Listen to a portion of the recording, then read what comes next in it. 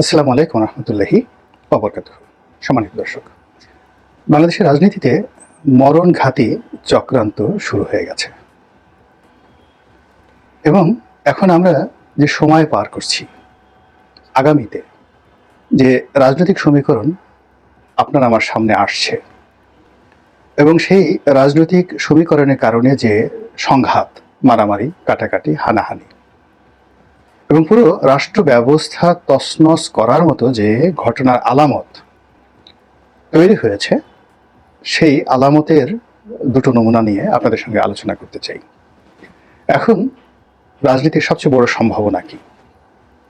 সেই সম্ভাবনা হলো যে বর্তমান সরকার একটি নির্বাচন করবেন, আর নির্বাচনের জন্য প্রয়োজনীয় কিছু সংস্কার, এটা জনগণের একটা আশাকাঙ্ক্ষা যে কয়বারই তত্ত্বাবধায়ক সরকার এসেছে প্রায় প্রতিবারই কিছু না কিছু মৌলিক পরিবর্তন এসেছে। তো শেখ হাসিনার জামানা, বিশেষ করে তার শেষ 10টি বছর 2014 থেকে 24, এই সময়টিতে সংবিধান, নির্বাচন ব্যবস্থা, প্রশাসনিক আমলাতন্ত্র, তারপর রাজনীতি, অর্থনীতি, ব্যাংকিং ব্যবস্থা, সব ক্ষেত্রে রীতিমতো সর্বনাশের সর্বোচ্চ দলীয়করণ করা হয়েছে। এখন এগুলো নিয়ে আসলে কোনো অবস্থায় তো তা ভালো রাজনীতিও সম্ভব নয়, ভালো নির্বাচনও সম্ভব নয় এবং ক্ষমতা পরিবর্তন সম্ভব নয়। তো এই জন্য কিছু কিছু মৌলিক বিষয় খুব দ্রুততার সাথে করে একটি গ্রহণযোগ্য নির্বাচন হবে এবং সেই নির্বাচনের পর সবচেয়ে জনপ্রিয় দল হিসেবে বিএনপি ক্ষমতায় আসবে। এটা একেবারে দুটো নিশ্চিত সম্ভাবনা নিয়ে কিন্তু আমরা গত 5 মাস ধরে যে কাজ করছিলাম বা আমরা যে স্বপ্ন দেখেছিলাম, সেই স্বপ্ন আর মূলে এখন আঘাত লেগেছে এবং যে আশা আমাদের মনের মধ্যে ছিল, সেই আশার যে গুড়ে বালি পড়ে গেছে। সাম্প্রতিক সময় আপনি দেখবেন যে মেজর ডালিম এই নামটি চলে এসেছে এবং আমাদের এই দেশে যত সেই স্বাধীনতা পরবর্তী সময় যত অনাথ সৃষ্টি, প্রায় সব অনাথ সৃষ্টির মূলেই এই যে 75-এর 15ই আগস্টের যে খুনি গ্রুপটি ছিল, দ্য কিলার গ্রুপ, তাদের একটা বিরাট ভূমিকা ছিল দেশের ভেতরে কিংবা দেশের বাইরে। যেমন ধরুন, এরশাদ জামানাতে ফ্রিডম পার্টি গঠন করা, কর্নেল ফারুক এবং কর্নেল রশিদদেরকে রাজনীতির পাদপীঠে নিয়ে আসা এবং তাদের মাধ্যমে আওয়ামী লীগকে রীতিমতো কবরে পাঠানোর যে চক্রান্ত জাতীয় পার্টি করেছিল এবং তাদের মাধ্যমে বিএনপির উপর যে একটা মনস্তাত্ত্বিক যে চাপ ওই এরশাদ জামানাতে হয়েছিল, যার ফলে আওয়ামী লীগ এবং বিএনপি দুটো রাজনৈতিক দল কিন্তু রীতিমতো বেসামাল হয়ে পড়েছিল। এই কর্নেল ফারুক, এই কর্নেল রশিদরা 32 নম্বরের বাড়িতে লোক পাঠিয়ে সরাসরি গুলি করেছে। 75-এর 15ই আগস্টের যারা হত্যাকারী, তারা ওই পার্লামেন্টে গিয়ে এমপি হয়েছে এবং সদম্ভে নিজেদেরকে হত্যাকারী হিসেবে ঘোষণা করেছে। যারা এই কাজগুলো করিয়েছেন জাতীয় পার্টি, আওয়ামী লীগের জায়গাতে আছে, বিএনপির জায়গাতে আছে, কিন্তু জাতীয় পার্টির যে কি সর্বনাশ হয়েছে এবং জাতীয় পার্টির প্রতিটি মানুষ তাদের এই সকল মন্দ চিন্তার কারণে কি বিপদ এবং বিপত্তির মধ্যে পড়েছেন। যারা কাছে থেকে জাতীয় পার্টিকে চিনেন, জানেন, তারা সবাই জানেন যে তাদের ব্যক্তিগত জীবন, পারিবারিক জীবন, ব্যবসায়িক জীবন তছনছ হয়ে গেছে কেবলমাত্র খুনিদেরকে আশ্রয় এবং প্রশ্রয় দেওয়ার কারণে। তো একইভাবে আমাদের দেশে যারা চিহ্নিত রাজাকার, চিহ্নিত আলবদর, তাদেরকে যারা প্রশ্রয় দিয়েছে বা তাদের মাধ্যমে রাজনীতিকে জটিল করার চেষ্টা করেছে, তাদের পরিণতি কিন্তু ভালো হয়নি। এই গেল একটি বিষয়। আরেকটি বিষয় হলো রাজনীতির ক্ষেত্রে ধর্মকে ব্যবহার করা, বিশেষ করে ভণ্ডামি করা। তো এই কাজগুলো যারা রাষ্ট্র ক্ষমতায় বসে কোরআনকে ব্যবহার করার চেষ্টা করেছে, আজানকে ব্যবহার করার চেষ্টা করছে, তারপর যাকে বলা হয় হাদিসকে ব্যবহার করার চেষ্টা করেছে, দাড়ি টুপিধারীদেরকে ব্যবহার করার চেষ্টা করেছে, তাদের কারোর পরিণতি ভালো হয়নি। একটা সিঙ্গেল মানুষ সাস্টেন করেনি, সেটা আওয়ামী লীগের হোক, বিএনপির হোক, জামাতের হোক, তারপরে অন্য যে সকল ইসলামিক দলগুলো রয়েছে, যারা বিভিন্ন সময়টিতে বড় বড় দলগুলোর সাথে সাহায্যকারী হিসেবে এসেছে। জাতীয় পার্টির সঙ্গে অনেক ইসলামিক দল ছিল, তারপর আওয়ামী লীগের সাথে ছিল, বিএনপির সাথে ছিল। আপনি গিয়ে দেখেন যে এ সকল রাজনৈতিক দলের প্রধান ব্যক্তি, কর্তা ব্যক্তি, এদের ব্যক্তিগত জীবন, পারিবারিক জীবন এবং শরীর স্বাস্থ্যের উপর রীতিমতো আল্লাহর সর্বোচ্চ গজব নাজিল হয়েছে। মানুষের নফরত, ঘৃণা এদের উপর এত বেশি মাত্রায় আপতিত হয়েছে যে অনেকে নিজের স্ত্রীর হাতে জুতো পেটা খেয়েছেন, অনেকে আপন ভাইয়ের হাতে লাথি খেয়েছেন। বড় বড় সেই ভণ্ড পীর, বড় বড় মাজার ব্যবসায়ী, এবং এরা সামনে সামনে এই কাজ করেছে। অনেক বড় ভণ্ড পীর, বিশাল ভণ্ড পীর। এখন লক্ষ লক্ষ মুরিদ তাদের, কিন্তু দেখা গেল পীর সাহেব মদ্যপান করেন, বিভিন্ন রকম মদ্যপান করেন, পীর সাহেব সিগারেট খান, পীর সাহেবের স্ত্রী প্যান্ট পরে দুবাইতে গিয়ে যা ইচ্ছে তাই করেন। এই ঘটনা বাংলাদেশে সেই এরশাদ জমানা থেকে এখন পর্যন্ত চলছে। এর আগে আমরা এগুলো শুনিনি, এরশাদ থেকে এখন পর্যন্ত। আর এখন তো ভণ্ড পীরদের বাড়াবাড়ি এত পর্যায়ে চলে গেছে যে এই পট পরিবর্তন হওয়ার পর অনেক এই যে জামাতের যারা লোকজন আছে, যারা সাধারণত এই পীর বিরোধী, মাজার বিরোধী, তাদের নেতাকর্মীরা রাগ সামলাতে পারেনি, জাস্ট ডলা দিয়েছে এই ভণ্ড পীরদের বা ভণ্ড মাজার পূজারীদের অনেককে। আর বড় বড় যে সকল ভণ্ড পীর রয়েছে, মাজার পূজারী রয়েছে, যাদের কোনো আয় নাই, রোজগার নাই, ইলম নাই, ইবাদত নাই, আমল নাই, একের নাই, শুধুমাত্র একেবারে কুড়ালের মতো, খুন্তার মতো, কোদালের মতো একটা জিহ্বা আছে, যেটা দিয়ে তারা প্রতিপক্ষকে কাফের কাফের কাফের, তাদের দৃষ্টিতে সবাই কাফের, তারা ছাড়া আর কেউ মুসলমান নয়। তারপর তাদের যে শরীর, আস্তে একটা ঘিয়ের কারখানা, চর্বির কারখানা, গাল দুটো তারপর শেষে থুতনির নিচে এবং ঘাড়ের পেছনে আর ভুঁড়িতে, মানে এদের দিকে যদি তাকান আপনার ক্রোধ আপনি রাখতে পারবেন না যে এত তেল, এত চর্বি এই সকল ভণ্ডপীরের কোত্থেকে এলো। এরা ওয়াজ করুক, যা কিছুই করুক না কেন, এরা মানে কি বলবো, বিকৃত রুচির, তাদের পোশাকে রুচির বিকৃতি, চশমা পরে চশমাতে রুচির বিকৃতি, তারা খাবার খায় রুচির বিকৃতি, অনেকের চোখ ছোট হয়ে গেছে, গাল বাঁকা হয়ে গেছে, আল্লাহর গজব নাজিল হয়ে গেছে অনেকের প্রতি। দেখলেই বোঝা যায় যে চেহারার মধ্যে কোনো মানুষের হালত নেই, মানুষের হালত নেই, আজব হালত। এরকম অনেক দয়াল বাবা, কেবলা বাবা এই বাংলাদেশে তাদের যে তাণ্ডব, এই তাণ্ডব হঠাৎ করে এই সময়টাতে মারাত্মকভাবে বেড়ে গেছে। এবং রাজনীতিতে এই সকল কেবলা বাবা, দয়াল বাবাদেরকে ব্যবহার করার চেষ্টা করা হচ্ছে। তো এর অ্যাগেনস্টে এই সকল যে মাজার পূজারী, পীর পূজারী, এদের অ্যাগেনস্টে জামাতের যে লড়াই এবং সংগ্রাম দীর্ঘদিনের। এখন জামাতকে আপনি যতই অপছন্দ করেন, যা কিছু করেন না কেন, কিন্তু কাদিয়ানীদের বিরুদ্ধে, এই সমস্ত ভণ্ড মাজার পূজারীদের বিরুদ্ধে, পীরদের বিরুদ্ধে তাদের লড়াই এবং সংগ্রাম, দেলোয়ার হোসেন সাঈদী দীর্ঘদিন লড়াই করেছেন। আবার এই প্রজন্মের জামাতের যে সবচেয়ে আকর্ষণীয় ম্যাজিক ম্যান জনাব আজাহারি, তো তিনিও যদি শুধুমাত্র এই মাজার পূজার বিরুদ্ধে থাকতেন, ধর্মীয় সংস্কারের মধ্যে থাকতেন, তাহলে জামাত থেকে শুরু করে বাংলাদেশের এই সকল কুসংস্কার যারা পছন্দ করে তারা সবাই ঝাঁপিয়ে পড়তেন তার পেছনে। কিন্তু দেখা গেল যে তিনি অতি সম্প্রতি এসেছেন এবং কিছু রাজনৈতিক বক্তব্য দিয়েছেন, এবং তার সেই রাজনৈতিক বক্তব্য স্পষ্টতই বিএনপির বিরুদ্ধে গেছে, এবং বিএনপি এখন তাকে নিয়ে ঠাট্টা করছে, ট্রল করছে, আজে বাজে কথাবার্তা বলছে।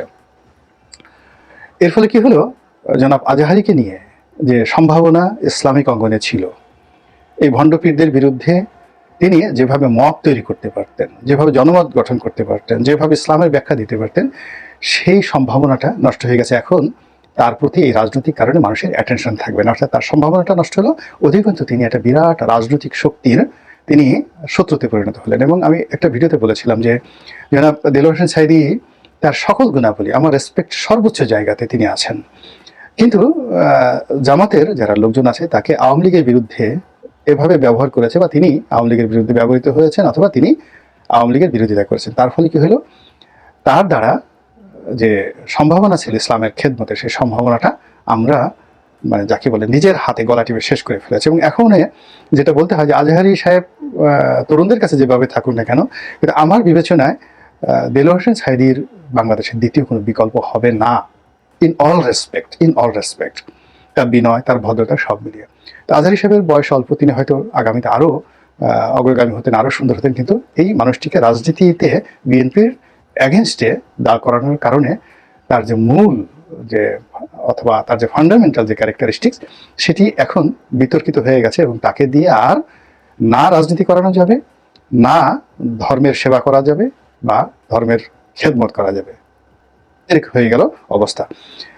তো এই গেল মানে ধর্মকে রাজনীতির ক্ষেত্রে ব্যবহার করার ক্ষেত্রে আজহারি সাহেবদের সঙ্গে বিএনপির যে দ্বন্দ্ব সংঘাত, ফেতনা ফ্যাসাদের পরিণতি, যে পরিণতিতে আলটিমেটলি বিএনপির কি হবে বা না হবে, কিন্তু জামাতেরও কিছু হবে না, কিন্তু আজহারি সাহেবের সম্ভাবনাটা নষ্ট হয়ে যাবে। অন্যদিকে এই মুহূর্তে বিএনপিকে নাজেহাল করার জন্য মেজর ডালিমকে যে বা যারা সামনে আছে, এর পেছনে তো আনার পেছনে বিরাট একটা ম্যাটিকুলাস প্ল্যান আছে। এটা যে কেবলমাত্র আমার মতো একজন ইউটিউবার বা ইলিয়াসের মতো একজন ইউটিউবার তাদের যে ভূমিকা আছে, I do not think so. ওনাকে আনার পেছনে, ওনাকে দিয়ে কথা বলার পেছনে উনি কি কি কথাগুলো বলবেন, প্রতিটি কথা এখানে অনেকটা শব্দ বোমার মতো। এখন তিনি জিয়াউর রহমানকে টার্গেট করেছেন, তিনি বেগম জিয়াকে টার্গেট করেছেন, এবং তিনি এমন কতগুলো প্রশ্ন সামনে নিয়ে এসেছেন যেটা মুক্তিযুদ্ধ, ৭২-এর সংবিধান, আওয়ামী লীগ এবং বিএনপি যুগপৎভাবে সবার সঙ্গে উনি যাদের পক্ষ হয়ে এসেছেন, এটা সবাই ওপেন সিক্রেট, কারা তাকে এনেছে, তাদের সঙ্গে যে সংঘাতটা শুরু হয়ে গেল, এই সংঘাত কিন্তু এই গ্রুপের সঙ্গে ইতিপূর্বে আওয়ামী লীগের হয়েছে, জাতীয় পার্টির হয়েছে, বিএনপির হয়েছে, এমনকি 111-এর হয়েছে। এর কারণ হলো যে যারা মেজর ডালিমকে বিভিন্ন সময় ব্যবহার করার চেষ্টা করেছে, কর্নেল ফারুককে ব্যবহার করার চেষ্টা করেছে, রশিদকে ব্যবহার করার চেষ্টা করেছে, তো কর্নেল বজলুল হুদাকে ব্যবহার করার চেষ্টা করেছে, তারা যেভাবে ক্ষতিগ্রস্ত হয়েছে অন্য সবাই ক্ষতিগ্রস্ত হয়েছে। তো এখানে মেজর ডালিমের জন্য যেটা হয়েছে সেটা হলো উনি এখন ওনাকে নিয়ে বিতর্ক হচ্ছে যে সে কি অরিজিনাল ডালিম না নকল ডালিম। তো ওনার পরিবারে যারা লোকজন আপনজন আছেন, বিশেষ করে তার এক আত্মীয় ইউটিউব করেন মুফাসিল ইসলাম, তো তিনি বললেন যে না, এটা ঠিক আছে, অরিজিনাল মেজর ডালিম। এখন সেই অরিজিনাল মেজর ডালিম যে সকল কথাবার্তা বলেছেন, সেখানে তিনি শুধু ঘৃণা ছড়াচ্ছেন, বিদ্বেষ ছড়াচ্ছেন, এবং তার যে কর্মটি জাস্টিফাই করার চেষ্টা করছেন। এখানে একটা বিষয় আমাদের আলাদা করতে হবে, সেটি হলো যে হাওয়া ভবন, খাম্বা, বিএনপির বিভিন্ন রাজনৈতিক ব্যর্থতার সঙ্গে শহীদ প্রেসিডেন্ট জিয়াউর রহমানের যে নেম ফেম, তার যে সততা, ন্যায়নিষ্ঠতা, এটাকে কোনো অবস্থাতেই তুলনা করা যাবে না।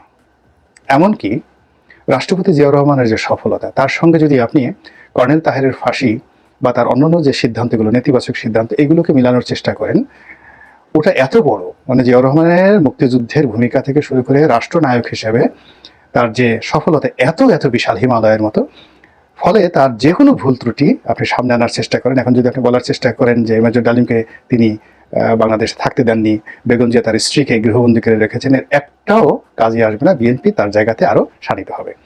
অনুরূপভাবে বঙ্গবন্ধুর ৪র্থ সংশোধনী, বাকশাল গঠন, রক্ষী বাহিনী গঠন, রাষ্ট্রনায়ক হিসেবে ব্যর্থতা, শেখ হাসিনার শাসনের এই যে তিনটি নির্বাচন, এ সব কিছু আপনি বাদ দেন, কিন্তু 1954 থেকে 1971 পর্যন্ত বা 1973 পর্যন্ত পুরো সময়টিতে বাংলার রাজনীতি, অর্থনীতি, সমাজ ব্যবস্থা, সব জায়গাতে বঙ্গবন্ধুর যে মুকুটবিহীন তার যে রাজত্ব, তিনি যে মুকুটবিহীন সম্রাট রূপে ইতিহাসের যে স্থানটি দখল করেছেন, তার হত্যাকারী বংশধর, আত্মীয় স্বজন কিয়ামত পর্যন্ত এই বাংলাদেশে লানতের শিকার হবেন।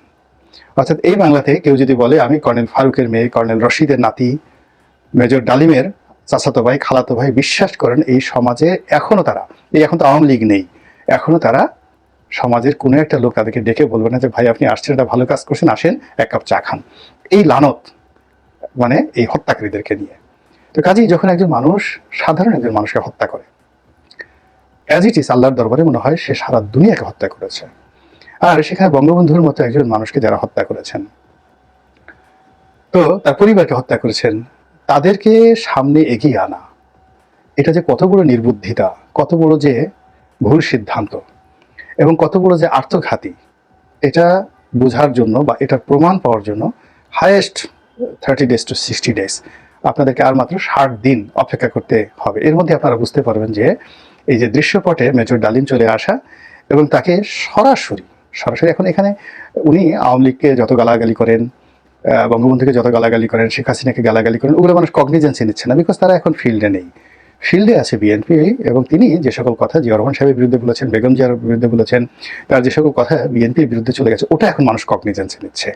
আর কগনিজেন্সি নেওয়ার কারণে বিএনপির পুরো সাংগঠনিক ক্ষমতা, রাজনৈতিক ক্ষমতা, মন এবং মানসিকতা এই যারা ডালিম, মেজর ডালিমকে প্রমোট করেছে, মেজর ডালিমকে দৃশ্যপটের সামনে এনেছে, এনে মূলত বিএনপিকে প্রশ্নবদ্ধ করার চেষ্টা করেছে। তারা মূলত বিএনপির মধ্যে যে জাতীয়তাবাদ রয়েছে, সেই জাতীয়তাবাদের মধ্যে রীতিমতো বারুদ ঢুকিয়ে দিয়েছে।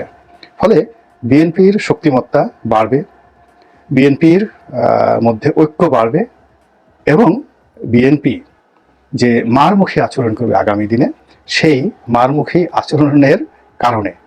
আচরণের কারণে এই মেজর ডালিমকে প্রমোটকারী যে গোষ্ঠীটি, সেই গোষ্ঠীটি বিভিন্ন সময়ে যে বিপত্তিতে পড়েছে, যে লাঞ্ছনা গঞ্জনা, জেল জুলুম হুলিয়ার মধ্যে পড়েছে, আগামীতে সরকারিভাবে, বেসরকারিভাবে, রাষ্ট্রীয়ভাবে, দলগতভাবে তারা আরো বেশি বিভৎস এবং কদর্য অবস্থার মধ্যে পড়বে বলেই আমি মনে করি। আল্লাহ আমাদের সবাইকে হেদায়েত দান করুন এবং হেফাজত করুন। আসসালামু আলাইকুম ওয়া রাহমাতুল্লাহি ওয়া বারাকাতুহু।